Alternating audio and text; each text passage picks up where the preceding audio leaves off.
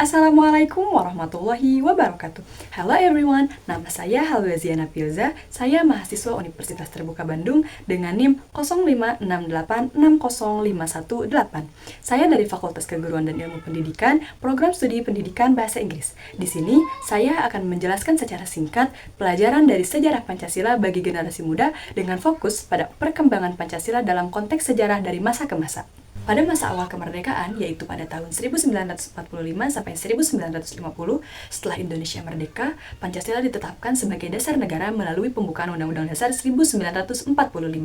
Namun, pada masa ini penuh tantangan karena Indonesia belum benar-benar stabil. Belanda masih ingin menguasai kembali, hingga terjadi agresi militer 1 dan agresi militer 2. Walau begitu, semangat mempertahankan kedaulatan menunjukkan bahwa Pancasila menjadi landasan perjuangan bangsa.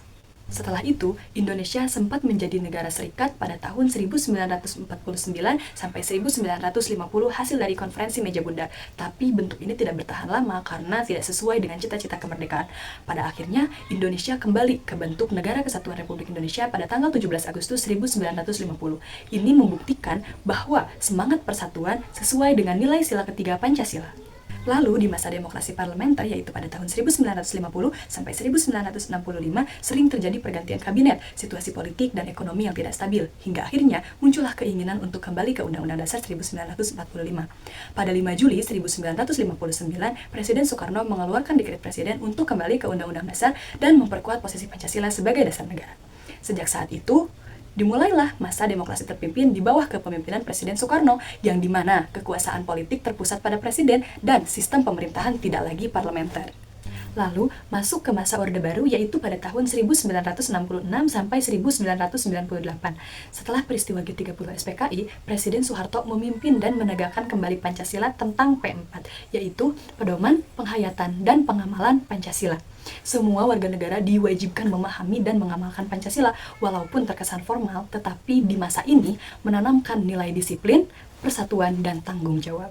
Sampai akhirnya masuklah masa reformasi yaitu pasca 1998.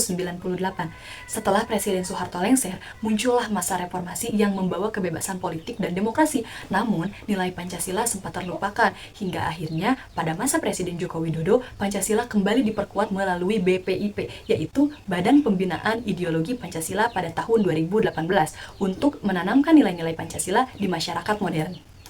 Untuk saya pribadi, belajar sejarah ini membuat saya sadar bahwa Pancasila bukan sekedar dasar negara, tetapi menjadi pedoman hidup yang relevan. Dari masa awal kemerdekaan, saya belajar semangat persatuan.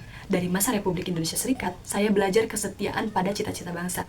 Dari masa Orde Baru dan masa Reformasi, saya belajar disiplin dan tanggung jawab.